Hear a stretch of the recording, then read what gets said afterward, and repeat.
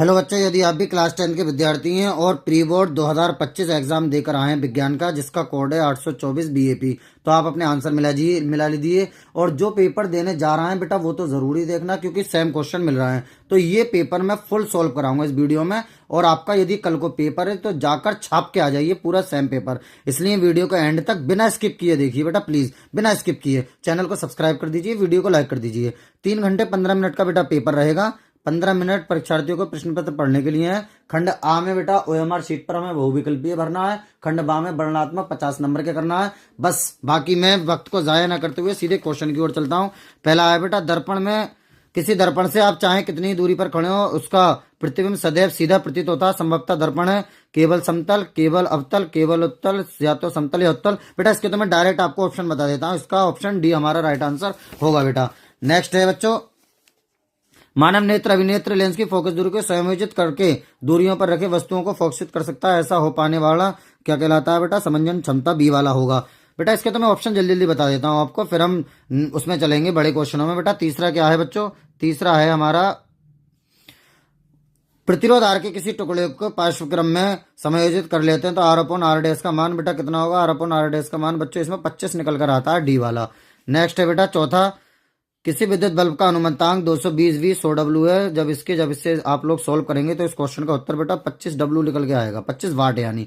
विद्युत धारा मापने की युक्ति को बेटा एमीटर कहा जाता है बच्चों। क्या कहा जाता है? एमीटर। गैल्वेनोमीटर से बेटा विद्युत धारा उत्पन्न होती है और एमीटर से विद्युत धारा को मापा जाता है बेटा, नापा जाता है। ठीक है। नेक्स्ट है, फ्लेम निम्नलिखित में से नियम लंबे विद्युत धारा के तार बेटा कभी भी लंबे विद्युत धारा के निकट आ जाए तो दाएं हाथ के अंगूठे का नियम लगता है बच्चों, दाएं हाथ के अंगूठे का नियम। नेक्स्ट, स्पष्ट दृष्टि की न्यूनतम दूरी बच्चा जानता है 25 सेमी होती है। शुद्ध जल का पीएच मान बेटा पूरा पेपर आपको मैं सॉल्व कराऊंगा। चैनल को सब्सक्राइब कर लीजिए और वीडियो को लाइक जरूर कर देना और कमेंट जरूर करना आपको किस सब्जेक्ट का पेपर चाहिए। और बेटा सभी टोटल आपको वन शॉट में मैथ क्या साइंस क्या आपको सब बेहतरीन इस चैनल पे कराई जाती हैं। आप लोग डिस्क्रिप्शन में सब वीडियो की लिंक है, जाकर जरूर करिए पूरा सिलेबस। ठीक है। शुद्ध जल का पीएच मान 7 और बोर्ड की तैयारी भी आपको कराई जाएगी। निम्नलिखित रासायनिक अभिक्रिया किस प्रकार की है बेटा? अवक्षेपण अभिक्रिया। ये कैसी है बच्चों? अवक्षेपण अभिक्रिया। नेक्स्ट, 10वां, सर्वप्रथम किस कार्बन यौगिक का निर्माण हुआ था? सब जानते हैं बेटा, यूरिया का हुआ था। ए। एल्केन का सामान्य सूत्र है CnH2n+2 एल्केन का। CnH2n ये बेटा एल्कीन का होता है बच्चों, एल्कीन। ठीक है, एल्कीन बोल देता हूं, ये एल्काइन का होता है। ये एल्कीन, ये एल्काइन। ठीक है। सिनावर का रासायनिक सूत्र है HGS, 12वें का बेटा ये हो जाएगा। कार्बन की संयुक्ता ये तो सभी जानते हैं 4 होती है। बी ऑप्शन हमारा सही होगा बेटा। कौन सा ऑप्शन बच्चों? बी ऑप्शन हमारा सही होगा। 14वां, सूचनाओं के चालन के लिए विशिष्टीकृत ऊतक पाए जाते हैं बेटा, काय में पाए जाते हैं? ये जंतुओं में पाए जाते हैं, बी वाला सही होगा। नेक्स्ट, पुष्प के निम्न में से किस भाग में जनन कोशिकाएं होती हैं बेटा? किस में होती हैं? पुंकेसर में होती हैं। निम्नलिखित में से शरीर में कार्बोहाइड्रेट प्रोटीन वसा के अपचयन नियंत्रित करता है? थायरोक्सिन करता है बेटा, सी वाला। नेक्स्ट बेटा आप मिला लीजिए, पूरा पेपर देखना, पूरा पेपर अच्छे से कराऊंगा। शुक्राणु का निर्माण हर कोई जानता है, वृषण में होता है। महिलाएं एक्स गुणसूत्र प्राप्त करती हैं, ए व बी दोनों से। निम्नलिखित में से एक उत्पादक बेटा, इसमें गलत लगा हुआ, इसका ऑप्शन होगा हरे पौधे। उत्पादक हरे पौधे होते हैं हमेशा। वृद्धि स्तमन करने वाला पादप हार्मोन से एब्सिसिक अम्ल है बेटा। कौन सा है बच्चों? एब्सिसिक अम्ल। अब हम चलते हैं बेटा वर्णनात्मक की ओर। वर्णनात्मक में आप जरा ध्यान से सुनना, पहला न्यूमेरिकल बड़ा जानदार एवं शानदार सवाल आया था। आप बहुत ध्यान से सुनना, हो सकता है आपका बोर्ड एग्जाम में भी बेटा आ जाए। क्या है? एक कार के हेडलाइट में अवतल परावर्तक लगाए दीप्त के तंतु की लंबाई 4 मिलीमीटर है बेटा। लंबाई जो होती है वो ओ का मान होता है। दीप्त तंतु की लंबाई होती है ओ का मान, तो ओ बराबर है बच्चों 4 मिलीमीटर। 4 मिलीमीटर को mm लिख देते हैं बेटा। ये सेमी है, ये मीटर है। देखो इसे एक ही राशि में बदलना पड़ेगा, तो हम इसे बेटा mm को सेमी में जब बदलेंगे तो बच्चों 10 से हम क्या कर देंगे? भाग कर देंगे, तो 4/10 सेमी हो जाएगा ये। ठीक है। तो अब ये 1 0 है बेटा, एक के बाद पॉइंट लग जाएगा, यानी ओ का मान आ जाएगा बच्चों 0.4 सेमी। ठीक है। उसके बाद तंतु का प्रतिबिंब 40 सेमी बड़ा। ये प्रतिबिंब की लंबाई बेटा आई को कहा जाता है। आई बराबर कितना है बच्चों? 40 सेमी है आई बराबर। परावर्तक से 5 मीटर की दूरी पर प्रतिबिंब परावर्तक से 5 मीटर की दूरी, यानी वी का मान -5 मीटर बेटा। माइनस का इसलिए क्योंकि अवतल है। वी बराबर ओ और आई तो प्लस के रहते हैं। वी बराबर कितना है बेटा? वी बराबर बच्चों है ये कितना? 5 -500 मीटर हो जाए, 500 सेमी हो जाएगा ये। क्योंकि 1 मीटर में 100 सेमी होते हैं, तो 500 सेमी हो जाएगा बेटा काय का मान, ये v का मान 500 सेमी हो जाएगा। दूरी पर बनाने के लिए कितनी फोकस दूरी का परावर्तक लगाना होगा, कितनी फोकस दूरी का बेटा, इसका मतलब हमें f का मान बच्चों ज्ञात करना है बेटा, काय का मान ज्ञात करना है बच्चों, f का मान हमें ज्ञात करना है। ठीक है।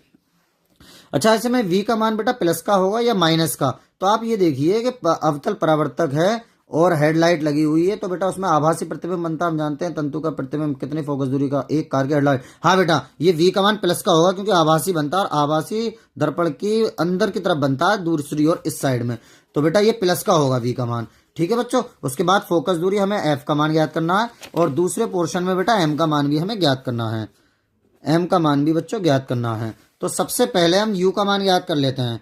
कौन से सूत्र से बेटा, सूत्र होता है हमारा I/O बराबर माइनस के v/u।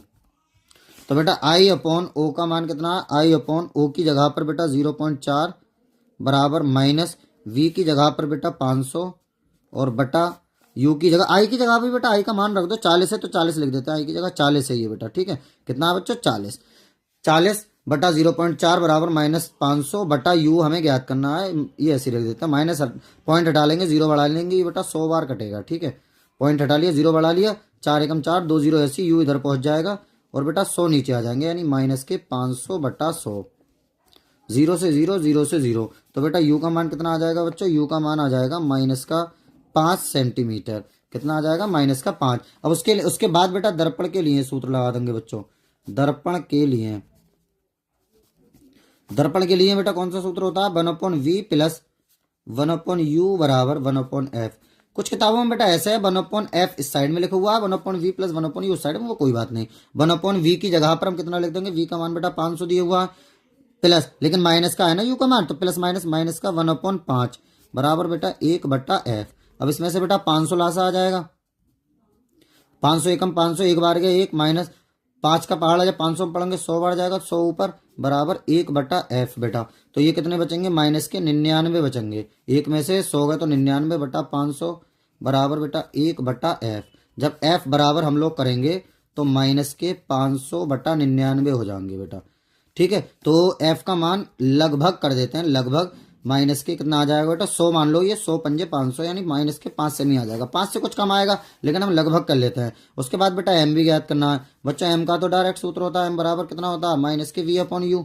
दर्पण के लिए m बराबर माइनस v/u, तो m बराबर बच्चों माइनस v का मान हमारा कितना आया था, v का मान था 500 और बटा u का मान था बेटा माइनस के 5, माइनस से माइनस कट जाएगा, 5 एकम 5, 2 0 ऐसी, m का मान बच्चों प्लस का 100 निकल के आ जाएगा, और m का कोई मात्रक नहीं होता है। तो बेटा हम पूरे चैनल पर सभी सब्जेक्ट की तैयारी कराते हैं, तो आप लोग ओरिजिनल पेपर के लिए भी हमारे साथ जुड़ जाइए, जिससे कि आप अच्छे से तैयारी बेटा कर सकें। चलिए नेक्स्ट क्वेश्चन की ओर अब हम लोग चलते हैं। क्या है, प्रकाश के प्रकीर्णन के 2 उदाहरण लिखिए। ये तो बेटा आप आराम से लिख सकते हैं। नंबर 1, आकाश का रंग नीला दिखाई देना, आकाश का रंग, मैं बोल देता हूं आप लिख लेना, आकाश का रंग नीला दिखाई देना। नंबर 2, सूर्यास्त के समय सूर्य का लाल दिखाई देना। बेटा पहला क्या, आकाश का रंग नीला दिखाई देना, दूसरा क्या, सूर्यास्त के समय सूर्य का लाल दिखाई देना। प्रिज्म में से श्वेत प्रकाश की किरण को गुजारने पर किस रंग की किरण सबसे अधिक विचलित होती है। बेटा सबसे अधिक पूछी जाए तो बैगनी। किस रंग की, बैगनी। ये तो बहुत आसान पूछ लिया, 2 नंबर का बैगनी। और सबसे कम पूछता बेटा तो लाल होती। समान लंबाई के एक ही तार के 2 तारों की त्रिज्याओं का अनुपात। बेटा ये भी अच्छे लेवल का न्यूमेरिकल पूछ लिया। देखिए त्रिज्याओं का अनुपात, त्रिज्या कहा जाता है बच्चों आर को, अनुपात का मतलब है R1/R2 का मान हमें कितना दे दिया बेटा, R1/R2 2/3। कितना दे दिया बेटा, 2/3। उसके बाद क्या है, यदि पहले तार का प्रतिरोध दूसरे तार का प्रतिरोध ज्ञात कीजिए। पहले तार का प्रतिरोध R1 का मान दे दिया बच्चों 4.5 ओम, और R2 का मान हम लोगों से पूछा गया है कितना होगा। R2 पूछा गया ना, दूसरे तार का प्रतिरोध। ठीक है, तो बेटा आसान सवाल है, सूत्र हम लगा देंगे बच्चों कौन सा। देखो कभी भी R और स्मॉल r छोटे r का जिक्र हो जाए, छोटा r त्रिज्या और बड़ा R बेटा प्रतिरोध होता है, तो R2/R1 बराबर होता है R1/R2 का होल स्क्वायर। इस तरह से बेटा, तो R2/R1 बराबर R1 की जगह पर मान रख दो ना 4.5 बराबर R1/R2 कितना है बच्चों, 2/3 का होल स्क्वायर। तो R2/4.5 बराबर 2 दूनी 4/3 9, 9 से काट देता हूँ बेटा, 9 पंजे 45, पॉइंट ऐसी रहने देगा रहेगा ये, और 5 के उधर गुणा कर दूंगा तो R2 का मान 5 चौक 20, एक के बाद पॉइंट लग जाएगा, यानी 2.0 ओम, यानी कि 2 ओम कहला दिया जाएगा। अगला क्या है बेटा, तीसरे का दूसरा, प्रतिरोधकता का मात्रक बेटा लिखा पड़ा है ओम मीटर होता है। क्या होता है बच्चों, ओम मीटर होता है प्रतिरोधकता का मात्रक। अब बेटा 4 नंबर का जो क्वेश्चन है 6 नंबर का, ये या तो ये ऊपर वाले दोनों कर दे या नीचे वाले दोनों कर दें। क्या है बेटा, विद्युत घरेलू विद्युत वितरण परिपथ में निम्नलिखित तारों की कार्यप्रणाली का वर्णन कीजिए। कैसे कैसे क्या होता है बेटा, ठीक है, कैसे कैसे क्या होता है, ये टोटल कार्यप्रणाली का वर्णन करना है हमें। तो ये क्वेश्चन जो है आप लोग अच्छे से कर लेंगे। कैसे कर लेंगे, देखिए कौन कौन सा पूछा गया बेटा, भू संपर्क तार और उदासीन तार। ये देखिए मैंने किताब में लिख लिया बेटा, मैं लिखता बात वही है। तो ये दोनों टॉपिक हमसे पूछे गए हैं, उदासीन तार और भू संपर्की तार। तो आप लोग, उदासीन तार वह तार है जो उपकरण से धारा वापस ले जाती है, यह आमतौर पर नीले रंग का होता है। और भू संपर्की तार, इसमें आमतौर पर कोई धारा नहीं होती है, हालांकि इसका उपयोग बिजली के झटके से बचाने के लिए किया जाता है, जो दोषपूर्ण धारा को पृथ्वी पर प्रवाहित होने पर मार्ग प्रदान करता है। यह आमतौर पर हरे रंग की होती है या हरे और पीले रंग का मिश्रण होता है। ये दोनों हम लोग लिख देंगे बेटा पहले वाले में। दूसरा, किसी चालक का विद्युत प्रतिरोध किन बातों पर बेटा निर्भर करता है। किसी तार का जो विद्युत प्रतिरोध है बच्चों, वो किन बातों पर निर्भर करता है बेटा। तो विद्युत प्रतिरोध जो है किन बातों पर निर्भर करता है, आप लोग अच्छे से जानते हैं। ये देखिए, ये वाला क्वेश्चन हम लोग उतार देंगे बेटा पूरा। ये देखिए पूरा, चालक की लंबाई जितनी अधिक होती है उसका प्रतिरोध भी उतना अधिक होता है, अर्थात चालक का प्रतिरोध चालक की लंबाई का अनुक्रमणानुपाती, और मोटाई जितनी कम होती है उतना ज्यादा होता है। और चालक की प्रकृति और प्रतिरोधकता का मात्रक बेटा ओम मीटर होता है, ये लिख देंगे इसमें। फ्लेमिंग के बाएं हाथ की ओर धारावाही परिनालिका, या तो ये दोनों कर दें या फिर ये दोनों कर दें बेटा। धारावाही परिनालिका के कारण उत्पन्न चुंबकीय क्षेत्र का चित्र बनाना है खाली इसमें, तो चित्र हम लोग बना लेंगे आराम से। और फ्लेमिंग के बाएं हाथ का और फ्लेमिंग के दाएं हाथ का नियम हमें इसमें लिखना है क्या है। तो बेटा ऊपर वाले आप दोनों कर देना, मैंने आपको बता दिया, आसान है बिल्कुल। अब केमिस्ट्री पर चलते हैं बेटा। पहले आया यूपीएससी, तो यूपीएससी में ये बेटा CHO होता है एल्डिहाइड समूह, CHO होता है एल्डिहाइड समूह, इसका सूत्र होता है एल्केनल। कितने हैं बेटा, 3, ये एक, ये 4 पे होता है ब्यूट, तो इसका नाम हो जाएगा बच्चों ब्यूटेनल। इंग्लिश में ही लिख देना, इंग्लिश में ही लिख देते हैं तो ज्यादा बेहतर रहता है, ब्यूटेनल। इसमें बेटा 1, 2, 3 कार्बन कीटोनी समूह है, 3 पे होता है प्रोप, और इसका सूत्र होता है एल्केनोन, यानी प्रोपेनोन हो जाएगा बेटा। इसका क्या हो जाएगा बच्चों, प्रोपेनोन, ठीक है। इसमें 1, 2, 3, 4, 5, 6 कार्बन है, 6 कार्बन पे हेक्स होता है, OH है, तो एल्कोक्सी समूह हो गया, यानी कि एल्केनोल। इसका मतलब हो जाएगा बेटा ये हेक्सेनोन, हेक्सेनोल, हेक्सेनोल ए है बेटा ये हेक्सेनोल। इसमें बेटा 4 कार्बन है और ट्रिपल बॉन्ड है, ट्रिपल बॉन्ड पे आयन होता है, 4 कार्बन पे ब्यूट होता है, इसका मतलब ब्यूटाइन, ब्यूटाइन कौन से नंबर पे है बेटा, ये 1, 2 दूसरे नंबर पर हो जाएगा, तो 2 ब्यूटाइन 2। इस तरह से ये हम लोग कर लेंगे। नेक्स्ट क्वेश्चन बेटा क्या है, नेक्स्ट क्वेश्चन है बच्चों, निम्नलिखित रासायनिक समीकरण में ऑक्सीकारक तथा अपचायक पदार्थ को जो है आप लोग समझाइए। ऑक्सीकारक और अपचायक पदार्थ को बेटा समझाना है। ऑक्सीकारक और अपचायक पदार्थ को इसमें कौन कौन से हैं कारण देते हुए बताइए। तो बेटा इसका क्वेश्चन देखो ये रहा, मैं आपको दिखा देता हूं।